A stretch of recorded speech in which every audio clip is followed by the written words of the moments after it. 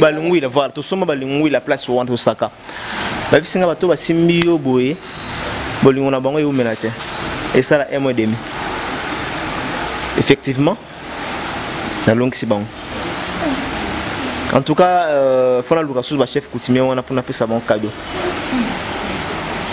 bon maloba na ngati maloba bakoko balobaki alors le ce qui na mon séparation ya bongo ya genre bongo fona betela on pena maboko et puis na yo ka ke non moi si nde mutu abanayi ko sala mobile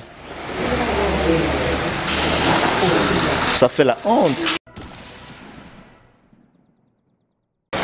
basala bolingo na bango na nzela nanga côté bolingo na bango vraiment bandaki ça ba aventure bando sala liboso bayi ko sala love auto le bang to benga na anglais après maintenant c'est Mike Lokamba nde bango bayi ko profiter en tout cas chéri ndenge zana Mike a folie biso to sala mi to profiter tango to ko sana biso pe love a solo comme un solo et comme ce système ba épisode épisode 5 épisode 8 9 10 en ce moment là nde baki ko zoa idée ya ko sala ba scénario na bango wana alors ngala ozala pour la séparation c'est parce que beaucoup ça la bolingo na binote quand même na mtunanga yo vona on zagin de love story oui ba osala histoire d'amour na nzela ya maintenant ça bolingo na parcours ya lokamba c'est-à-dire garçon na ebana été merci le ba garçon na té oye ba l'air asimi Mike Lokamba na nzoto tu sais combien de milliers de personnes Mike Lokamba abaza ba fan na ye Léo Bundisi Mike Lokamba. Depuis combien de fois batala yo? Garçon na aiko yebana na sima bitumba wana. Nde ba osala siko love story. C'est ça que je te dis que na CP nango c'est parce que bolingo na bango ezaka ya solo te bolingo na bango e osala mana sinzela nanga. Mambolé wana. Foloba. Asa vraiment sinanga. Ba plaisir oyo mobali na ya okaka kuna ngata siko bosala na mutu nanga pourquoi boko sala bolingo na binoti na mukongo nanga boko diembela na mukongo nanga ta ngana pekisi bango basala bolingo ta mais ba ko sala ngote na nzela nanga na parcours nanga koto na sa contre yango wana alors lelo soki séparation faut na séparer non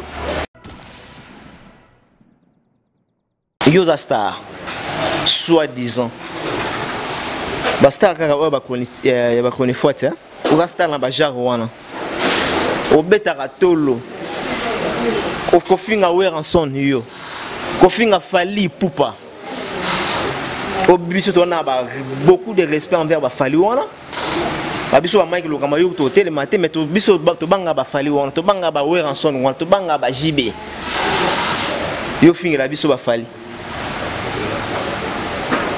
Alors, Yebisangai, Lelo, séparation salami. Donc, il faut vraiment applaudir na CP là.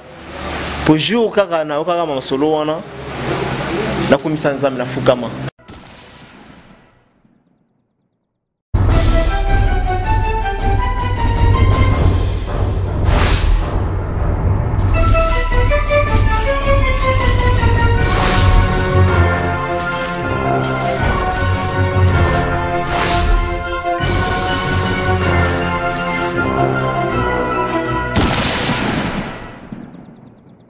Internaute de www.cleboa.com, m'a mis cette émission Megan Entretien, une émission présentée par la votre humble servante Priscilla Makangila, la Megan de la presse congolaise. Je suis là pour vous tenir compagnie, chers amis internautes, deux parties en tout cas. Merci pour votre attention à ce particulier, à cette émission Megan Entretien. Merci beaucoup à Igoka Nesperitas, merci beaucoup à toi frère, merci à Jiki Bavuno, merci à Taina Bomei Chou, Queen B, la capitale, Taina Bomei, yebisela de Boston Taylor Van Damme ke to rozela e karanakin parce que to c'est la to mon copine na biso ko ya que ça la plaisir Mitchek. Merci beaucoup à toi Mitchek. Merci à Caprice Miel, ma miel à moi. Donc Caprice Miel, ma bobois diamant. Merci beaucoup Kevin et Filika, Patrick Ebinda en tout cas Boza Ebélé en tout cas et merci encore une fois au patron hein, au propriétaire de ce grand site hein, Cléboa. Là je vois tonton Banda de la Nation. Merci beaucoup à toi. Merci au Réal, le manager réalisateur Herman Amporio Sogaboy. Herman Amporio Sogaboy, merci beaucoup. Et merci à Marquis Mobali à Mwendo. Le maître Kim Snabiti Yaza Dadju. Dadju Nabis Nakata Kreboa. Et cette émission Le Réel Plus de recevoir pour vous un confrère, un frère et ami au nom de Mike Lokamba. Lokamba Skin à Mike. Tout solo la naïe vraiment par rapport au nouveau site naïe AE. Africa nini nation na banda ku esika bozali déjà bozongisi kombo ya site ya frère na biso jeune frère na biso o asepelisa biso pe na misala na ye il fait bien son boulot en tout cas il est aussi un télo en tout cas notre solo na ye par rapport ya carrière na ye par rapport ya site na ye sika lelo to mona opesa makambo na site na ye sika ça plaisir et je suis allé avec Mike Lokamba Skaba Mike à qui je dis déjà bonjour Mike. Bonjour Princilia, la Mégane. Et j'en profite pour nous faire déjà na fan, na internaute tout au Botalabiso. Et aussi visage nanga isali sous bien na Tonton Banda de la Nation Kotazali Ayebi wana kati Ayebi ba parcours to salinaye na bandeko ba lungwa pour ne pas citer ba comme na bango. En tout cas on a apprécié vraiment beauté. On est là, donc on a vraiment un plaisir. Je suis en face, il y a Priscilla, la Mégane. Voilà, merci beaucoup Mike Lokamba. Mon sou qui ciné babengaraye toujours. Mike, tout ça non moi bilan non il y a Mike Lokamba. Je suis été en Congo Elengi et les loyaux comme une site na mon bilan non ça positif tout ça négatif. Merci beaucoup Priscilla pour parler d'un terme bilan. Je dirais que dans la vie, il y a toujours les hauts et les bas. Mon rôle est que notre bilan est positif. Batwabo Sanara, Kobe la haut Kobe l'île 2 mois, 3 mois, ils ont déjà du côté à santé, ils ont négatif. Donc, l'année mon déjà béata 5 fois, ils sont déjà négatif. Donc, santé soit ici et permettre de vraiment au Salamama Kambo. Alors, moi je dirais qu'année 2017, pour moi, ça a été 50 positifs et 50 négatifs. Sur le plan de Makamouni, surtout sur le plan de Moussala, sur le plan de la santé, sur le plan de la production, sur le plan de Makamouni surtout. Donc, 50-50 au Toulobar. 50-50 au Toulobar. Et d'ailleurs, mon côté négatif, nous avons Mike. Ozalaki na down na makasi tout ça au mekai na yo manga négativité makambo mais on se recevoir toujours et côté positif ezaki nini côté positif vraiment non côté positif ezalaki que Mike Lokamba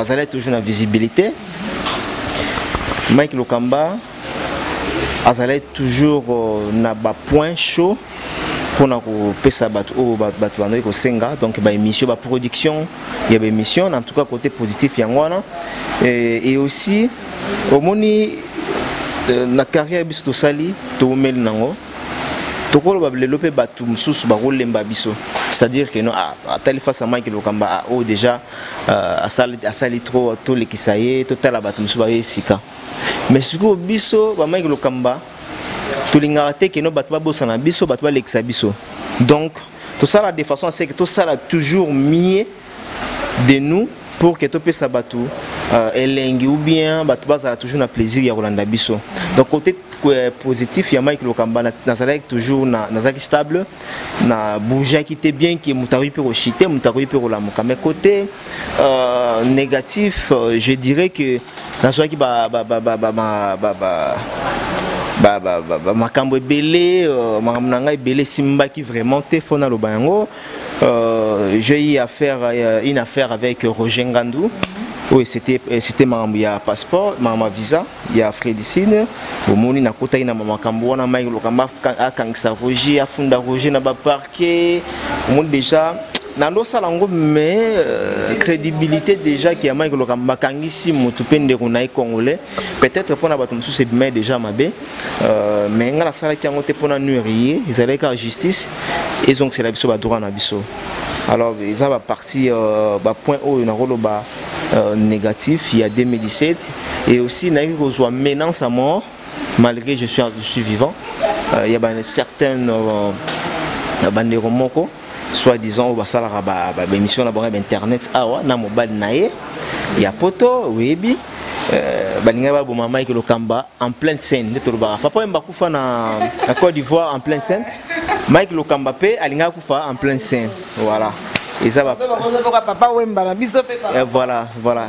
Et puis tikalanga lokola nakoloba nakobosa nango tikalanga ba mauvais souvenirs moni nako permettre muta menacenga na nzela na osala le roté.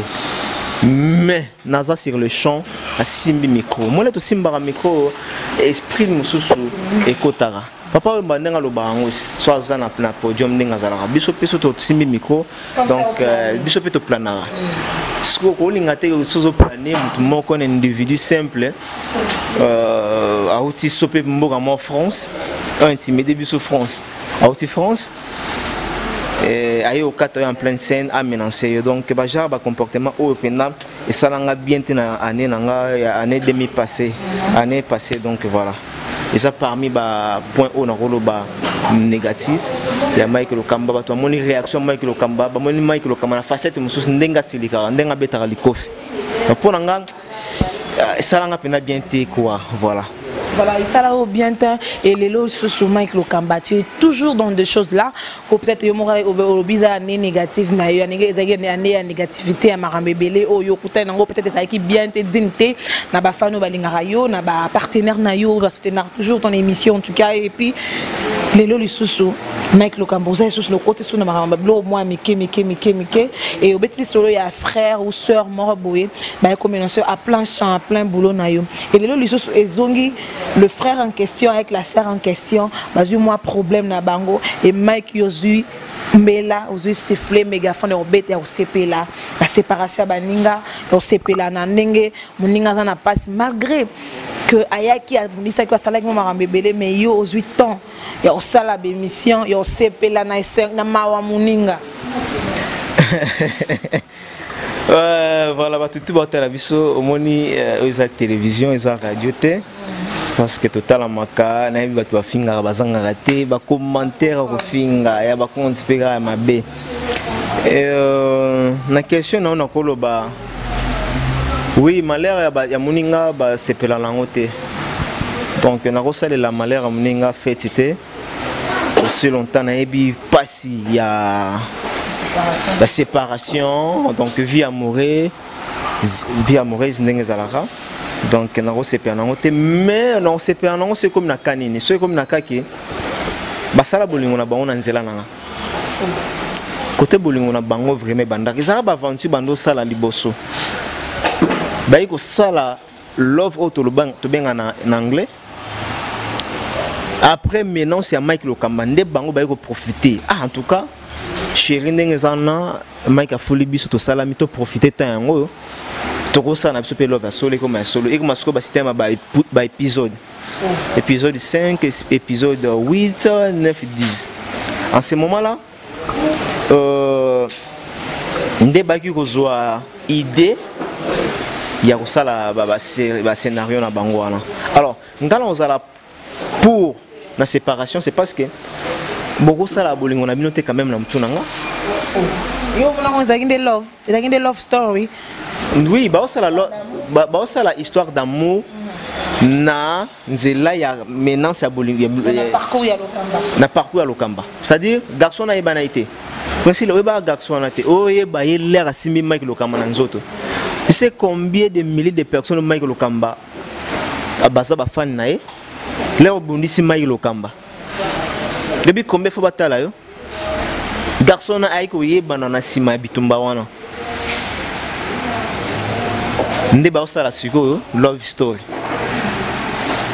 soyez bisanga ngala on sait pas non comment sur le loba séparation ça mission malgré que les cas na parcours na yo malgré que ba kota qui na chant comme tu viens de l'insinuer ainsi que non ba yebana ki mingi na parcours na yo les garçons en question ayebani parce que il avait y a touché Mike Lokamba et le ba découvrir ouais wala ndenge yo lobi et le so comme betangonga au CP li na séparation na parce que ba les gars na yo non c'est ça que je te dis que na CP nango c'est parce que bolingo na bango ezaka ya solo te bolingo na bango e osalama na sinzela nanga mambolé wana foloba asa vraiment sinanga ba plaisir oyo mobali na ya okaka kuna ngata siko bosala na mutu nanga pourquoi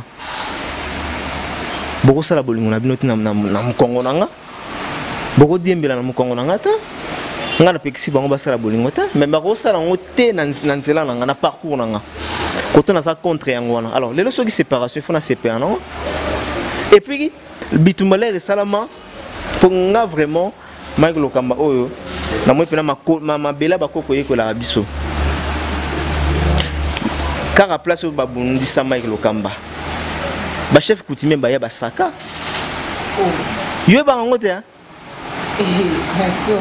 Oh, yo ba ngote ba chef coutumier ba ya ba saka. Balungui la voir, to soma balungui la place au entre saka. Ba bisinga bato ba simbi yo boye. Bolingo na bango yo menate. Et ça la 1 mois et demi. Effectivement. La longue c'est bon. En tout cas, faut la location ba chef coutumier on a pour na pesa bon cadeau. Maloba ngati maloba bakoko baloba ki. Alors le ce qui na mon séparation ya bongo ya jara bongo. Faut na betela on pena maboko. Et puis na yo ka ke non. Moi si ndé mutu abana ko sala mobile. Ça fait la honte. Honte na sens unique. Yoza star. Soi-disant. Basta kaka ba ba koni forte hein. Yoza star na ba jara wana. Obetaka tolo. Kofinga Weranson yo. Kofinga Fali Poupa. Obiso to na ba beaucoup de respect envers ba Fali wana. Abiso ba Mike Lokamba yo to tele matin mais to biso to banga ba Fali wana, to banga ba Weranson wana, to banga ba JB. Yo finga la biso ba Fali. Alors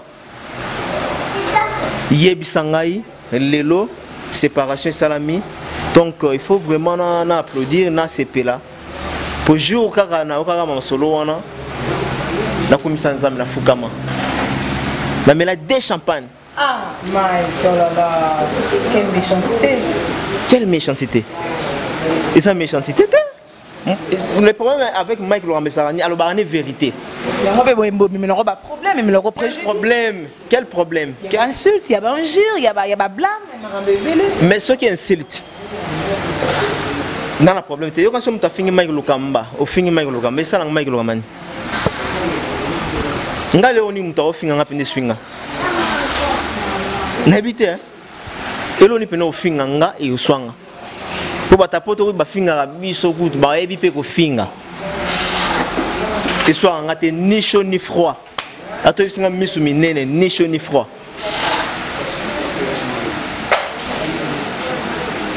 Et le Mike Tangozolo que au tindaki ba chef coutumier ba kende ko saka ba kende ko loba malobo ba chef coutumier ba loba ki ba chef coutumier ne ba yebi peut-être pays ba ozala qui un peu informé par rapport ya ba jour na bango et ba chef coutumier ba ke ba lobby ce qu'on nous a insinué to ba keno ba journaliste internet qui se réuniara kat na bino wa benga bino ba journaliste qui si donc bo meka na bino bo se tufane bino na bino beton na bino po bo kota banda ko pour moko kotinda ko po imiler muninga moko kotinda ko po imiler muninga ça que ba qui vraiment existera dans le monde après son ligne. Ah, donc bino baka sa ba chef coutumier bazana ba kisi hein. Oh, tout ça les gars beaucoup cause. Yo ça les ana, mundele. On fait la nzambe. Kasi nzambe, yanzo ba so za. Aka ya dala tolo. Yana lo zolo baka so za wapi. Faut ça la bokoko. Faut ça bokoko. L'authenticité oui to non bokoko yango yamti sali et loko sali séparation ya mambo le so mambo le ndo so baloba so mambo le ne barate et ça bokoko non loin na bakambo ya bakisi ozo kine wana donc beaucoup comme ça oyeba pe que non presse en ligne en général et dans la bakisi ba mekana ba on a ba mabako la malade non non c'est ma presse en ligne na domaine union surtout qui ses alliés na domaine tout qui ses alliés même kutu la pour muto au senga musala salon quoi tout ça ya vienanga mon président mon boss Bobo webi kombe bayaka po balongola ba coiffeur bayena kisi basimbi pété Igo voilà webi combien baya po basala ba tenter bande comme sous na faire la domination ici mbate c'est-à-dire qui c'est ça partout qui c'est ça dans le domaine il y a musique qui c'est ça dans le domaine il y a journaliste qui c'est ça dans le domaine il y a ballet et ça partout oye bandeni que journaliste ça na kiss ou ça na kiss non nga oye bandeni kana ba chef non nga bokoko nga particularité na ngezalaki na makambu ya mabole j'ai une affaire wana mais naza on a mieux placé te pour na yeba que non kingani na yeba yona za na kisi mais ce que esprit bête sali na koyeba net na fani no na yebi wana kisi wana kisi kisi nini ça bon braso que n'est pas oh baba ngina braso que non za kisi na biso que non de na fani no wana kisi oh donc le Brésil expliqué la kisi et moi je salue Rogam t'es au devant secrétaire t'es non on a pas rapport ni pour mon décollement kisi wana et ce qui Brésil doit n'a pas kisi moi je suis désolé parce que parce que mon image na clé en tout cas ndene to jouer image à concert il y a Rogam ici l'institut française et pour mon moi quelqu'un interview Cristiano Kabe pour mon qui m'a bébélé hein biso pour toi là to éviter alors Mike Lokamba parlons il y a AE site na yo lelo yo zana makambu ya visibilité ya makasi ngona okanga za Mike kanga lelo yo sino ba shite ba Fredi Ekimi bazoki mo mbilinga ba Loretta Runa banani nyoso wa ba tout de moi na otanga zika bazoki mo makokoso mais yo bendo na pinch wana ongo laksa biso nini séparation na la grâce mbizi ezaki na ma voilà d'ailleurs na moni na pesa na mbote na Chancel Mbemba des médias atala biso camarade nanga weba masana na pesa mbote alors nandolo ba la question tuninga wana Fredi aza Mike Lokamba te Aruna aza Mike te Fredi aza expérience nanga te Fredi atikala kozala ni journaliste ba osala internet forcé et la crise en mboka ndé comme ça ba simba micro c'est le pays non on a condamné TC on a condamné pays RDC OK mais là dans façon dont tu parles le contexte dans lequel tu condamnes non c'est tout à fait normal la sala yango parce que mboka za mabe mais par rapport oh les bas musala ngo bandara bandi bien après au chité bandi na ba abonné belé après ko mais yo pena o maintenir kaka oui yana zo yaki batozotanga awa baza mieux placé te mabiso to bundi bitumba ya internet oyo et ya osala site au bundi na te pas dans sala pas non ya osala site na bundi te mais je fais 4 ans que son travail écoute non yeb stangelanga mutu moko asala ta 3 ans na site internet journaliste ni o Robi Misai yo sala 4 ans mais ngama 2 ans na pour ah 2 ans moi 2 ans et pas na ngeba muke 2 ans et puis 2 ans et puis 2 ans on a osala nani ngazala coordonnateur et ngaba da superviseur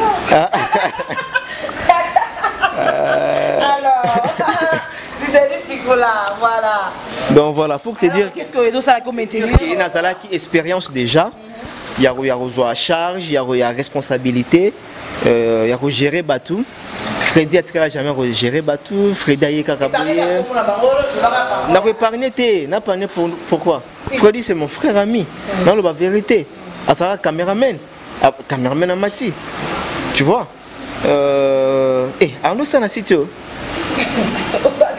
oh il y a un monde aux séries n'a pas batou ba bien ba songi na tiki alors c'est pas possible que bien pena Herman en parle makambo ko lukela minga no pera o da pon nanga tema je vais essayer quand même KO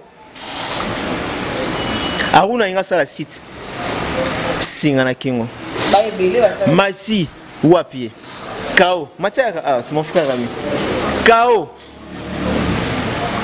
Aromo nanji. Adora mais la mai il faut na bimise na. Bravo. Nan. Adam c'est le président. Te wana na bi position na été mais ça ne va pas. Et puis nous comprendre la salle site ba site tout kangami. Na na Afrique lengi. Bato bato l'Afrique lengi mais bato ande Mike Lokamba. C'est-à-dire Mike Lokamba a un nom. De le lozomona confiance bato apesanga bato baza ko s'abonner facilement ba vie na nombre de vie na ngai si ta sikana ça 60 000 vies 50 000 30 000 20 000 15 000 12 000 10 000 c'est pas facile c'est pas donné à tout le monde. Karine à Salara Cities yena grâce temo la petite PC mote grâce pardon basala site le les app et dina na manzili ti lelo mais le zobeta ba ni ba image etikala obeta batolo lo ka be lobi pe o chité non ko chité za mene mutaye baka na role bateke Mike Lokamba na ko tikala jamais ko chité mais na ko souhaiter péter Mike Lokamba a chité aussi longtemps na za combattant je suis un vrai combattant le couteau embêté ngasi il faut na tikala bolumbo po site na salama na tikala bolumbo o sekani et c'est ici c'est-à-dire que le loté l'obité donc le loté l'obité bien que ba site nous super oya mais félicitations à classement na Audima ti bat basali actuellement c'est Vincent là il y a 3500 abonnés 2 mois na 2 mois na normalement il faut attendre 500 abonnés maintenant on a 3500 2 mois seulement. Ok mais quand même ba vie déjà c'est bon. Na bien on ça va 60 000 vies. Na sala ke lo mo ya weranson na kezo wera na aéroport à jour à Poto à France. Batala. Bon mon na plus de 40 quelques mille vies. Tout ça qu'on dit là mon na elengi ya Congo. Au moins ba bazana ba 15 000 vies. Mon vitesse comme na oui na ki tetu et na ki pincho et na kenga Mike Lokamba na 4 ans et tout ça là stratégie maël belé puis pour enlever ça bon que non ngam na simba fongola ya internet c'est moi qui détiens la clé c'est moi qui détiens la clé c'est Mike Lokamba pour clé ezala ki na maboko ya Mati et Mike Mati a c'est danae. Voilà, merci beaucoup, nous sommes arrivés à la fin. Merci à tout le monde en tout cas. Merci parce que vous avez révélé dans l'émission au Méga Entretien. Merci au ministre d'État du Congo-Brazzaville, M. Florent Tiba. Merci beaucoup. M. Florent, Nazoya Kalaming Tena Brazzawana, Nabarti c'est tout, Baroga Roga, Batrezon Voula, et le manager, patron, le boss, producteur, Bébé Retou. Bébé Retou, merci beaucoup à toi. Merci à tout le monde en tout cas. Yarami Amissi, vous a ébélé, Bolinga émission Méga Entretien, Tonton Dakino de Londres, donc Tonton Dakino, mon yaya.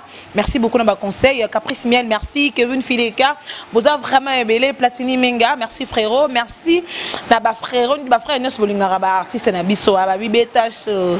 Chérie Beta Show, mon bébé Beta Show. Bravo à toi mon artiste Chouchou Mia qui fait mon merci beaucoup à toi et merci la bande de Rabiso Nyon sur ministère Nabiso mon livre Robi de mon nebo big salut à toi et pourquoi pas à Belle de Charme mon gang Mike Lokamba. Nous sommes arrivés à la fin. Je sais pas qu'est-ce qu'on peut retenir de Mike Lokamba pour que tu boucles. Tu vas retenir que Oyamba est Mike Lokamba patron et va journaliste surtout. Il y a maman Yara ngaza pas passer tout ningas et puis na moni et puis rasiko donc après Sarah Sali journaliste nanga yeyo voilà seulement là-bas tout batala voilà salut regarde la caméra et un mot à tout la temps dans la journaliste il y a Mike Lokamba. Oui. Ça se passe comment? Oui, ça va. Tu es nouvelle ou... Oui, c'est nouvelle. Alors, oui, timide, comprenez, hein, Mike et moi, dans Mbanga, mais on a battu timide, mais tu es en PC comme moi, baptême, à Ozalabi. Alors, qu'est-ce qu'on peut retenir de toi? Baptême. Baptême. Parce que c'est baptême à fond la voix. Ah, il est baptême. Il va faire ça. Il va faire ça au baptême. Tellement d'aller naquer. Au sol blanc ma bé hein. Pas toi t'as biso. Bon on arrive à faire la vie. Pas la vie sur le cas. Ah il y a musala va passer chance, ndeti va passer chance. Est-ce que vous comprenez mon baptême on a le contexte on a le selon la ndenga ma bé. Faut le dire que non peut-être un bateau rose on moi je parle de baptême. Tout le monde rose à flou boyer. Voilà, c'est ça en fait. Le mot qui convient. Le mot qui convient, faut qu'il y ait un ballon. Il y a moi il faut que le plaisir. Voilà. Alors, qu'est-ce qu'on peut retenir? Tu vas retenir que Mike Lokamba a l'ingara bango. Dans un sobo moni mututu asali mabe na internet po benganga na olobelango. Bato benganga na humiliation oyo héritier sala ki ndeko na biso ya mwasi na Lubumbashi. Journaliste, c'est pas tout compris. Pardon. C'est important vraiment. Quelle humiliation ba bengano na mutuka. Bazo bende lokola mboa. Parce qu'on a tel mboa nanga kutu na ndako na respectaka mais mboa bazo benda bazo respecter été. Pour bakotisa en tout cas Jack Love vous en esprit félicitations Jack Love bakotisi Jack abimisi mboa donc non asa penda artiste oyo papa mbaloba so artiste faut appeler l'esprit pour ça ba film susu nga bakokate en tout cas félicitations à Jack et puis merci Negitier osali ka neto kanaki na bino pe ba journaliste bokomo kitsa musana bino bokomo ko wela ngala za mutakingani ngala arkendaki pa moto XY ngaza ba jar wana te on a tellement crédibilité mais c'est ba marquer ba pesa bino respecter parce que bino moronde bo se laisser faire on les a été na bateau ba osala bangwana ngai nazwi bana mono pe na Fabro do mona bato boye tout ça là s'il vous plaît ngai nazala toujours na Fabrice nazala na héritier héritier opesa nga respect na valeur au Mike Lokamba zala nango Fabrice opesa nga respect na valeur au nga nazala nango nga za ba jaro te musicien sokolisa journaliste Kate ndo moni ba ndio na so ba musicien ba sokolisa ba journaliste ba Kate et mibal au commissaire cameraman nga na ba jaro wana te na roya na sali reportage na nga na ju interview na ke osomona alors ça dit que pour pas pesa valeur yo moko nanu il faut comme na valeur au tient la place na yo vous avez se respecter ba yo bengi ça comme attaché de presse yo bitena comme attaché de sexe so ba respecter comment voilà Mike Lokamba ba balanzi yo bato balandinga na za ebela oloba mais bakatinga le temps nous fait de faux hein le temps internet et activité voilà merci bato ba s'abonner ka ebele en 2017 on a baki za yanga pour ba stratégie ze belé pas mon ba tiko tac pam pam on t'a ko kana na vitesse azate bato ba s'abonner ka lokola mbula là otalinga boato linga no ngai te na bi ko finganga surtout comme moi na bosani comme moi YouTube na kanga ki on afinga Mike Lokamba mabe afinga ngani aibi afinga ngani mukuse siko yebisanga ofinga Mike Lokamba mukuse yo moko na wa mukuse mais mukuse nini ntaba sukali oteka manga vente publique te hein biso oteka manga vente publique te et puis mukuse ngo toleki baptiste belé na mboko ngale ki fere na mulaïs n'est-ce pas solo est-ce que héritier les ngamlay non tout est mané héritier bwe au fin nga mec donc ça n'a pas changé un gire pas le gangir à sika pas le gangir à sika s'il vous plaît le gangir à sika bon mon auto fin nga na longité to ndeni to elamba to ndeni voilà bon la pesi bango un gire hein ba finga ta tatou hein au fin ta tatouage nanga au fin mon moi poilo au fin quoi voilà on peut se mettre des bras avec mon invité pour se dire baba ah oui ngamula ipini tala to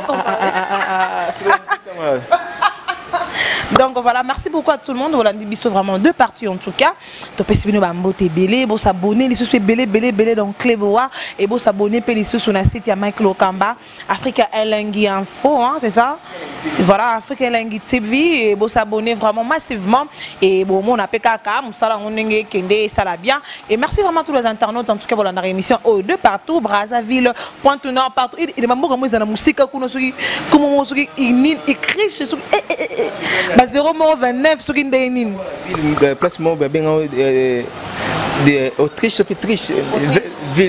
place cheval ou on a bien place cheval on a ville la Bossani Combo. Nasepa Namboka na makasi vraiment braza. Là peut ça remerciement na Bobette fête en Australie. Clémentine Ayapi Zongo toujours en Australie. Pour Mikolo to kimi na biso France to kimi na biso États-Unis mbongo Mikolo to fana na Australie. Na pesi sumbote na Joël Dewisa Konga wazotala biso. Tozongi na France na moni ndeko nanga vie nanga ya kati boss patron Tour d'Europe avalo pindi Tour d'Europe. Merci ko wana na kena Suisse, la première dame de Lausanne, la maman de Ritz Anzilo Wawa. Elle n'en fait pas comme les autres donc voilà. Tout ça n'a pas été na Kinshasa ba basungara biso ba David Lutete Gaucho. Massa na massa patron. Ozomona na massa ba kuluna te, massa ba patron David Lutete Gaucho. La PC moté, pourquoi pas dans les véritables codes. Nani Azara Mokoli niquer les sels. Répétez. Couleur était hein. Pour couleur dans le cahier prochainement c'est la couleur na palais. Pas c'est la couleur na palais mais la PC les véritables codes c'est Willy Moucheni. Non PC Mbote wana mon via 4. Donc vieux penazala ah non là on va souvenir belé dans le baté. Voilà, merci beaucoup. Si vous avez aimé cette émission, dis un grand merci à Marquis.